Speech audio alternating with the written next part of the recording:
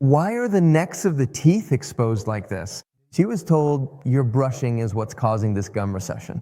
Do you think that if the patient brushed poorly, she would brush this one poorly, but not this one? We need to be a bit clearer in our thinking, so we don't tell the patient something that will surely cause a problem. Because this patient, thinking that the necks of her teeth were being damaged by brushing, stopped brushing. I'll explain what caused this problem. The first thing we need to observe is that this patient had orthodontic treatment. And it's very common for a patient who is missing first or second premolars anywhere in their mouth to have had orthodontic treatment. The first thing to evaluate is definitely the bite.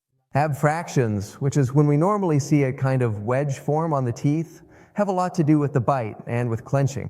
But if we look at this closely, it doesn't have that many abfractions. Therefore, this is an issue with the gums, almost 100%. So it's not an abfraction, but it is a gingival recession. Let's talk about what happened here. How will we be able to know? With a 3D tomography. We're looking at the level of the second molar. Remember, on the second molar, you'll see some images now, how the gum looked fine. You couldn't see any gum loss, okay, on the second molar. But I want you to see what happens here. This is an image taken from this cross-section. In other words, if I take a cross-section of the patient here, this is what I get. And in this case, the bone that is shown here is indeed present at both ends.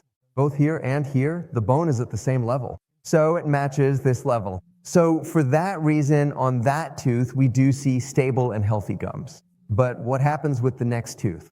Here, the bone is no longer where it should be. It's down here. See, it's not here. It is dropped all the way down here. And so since the bone is what supports the gum, when the bone level drops, the gum level drops too. And so we have that the bone level on this side is very good, but over here it's very low. What about the one above? The upper tooth, look where the bone is.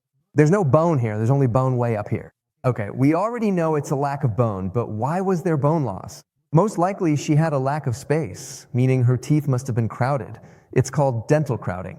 In order to create space, they had to remove her premolars. So they moved the teeth, but by not expanding the maxilla, a lot of bone can be lost. Does this mean it was the orthodontist's mistake? Not necessarily. In some cases, orthodontics allows the bone to move along with the tooth, and in other cases, unfortunately like this one, the bone is reabsorbed and is lost. Unfortunately, in this case, the patient no longer has enough bone. So what can we do for this patient? The only thing that can be done right now is a connective tissue graft. We are going to change the gum biotype, and we can lower those gums a bit. The treatment is 100% periodontal for soft tissue.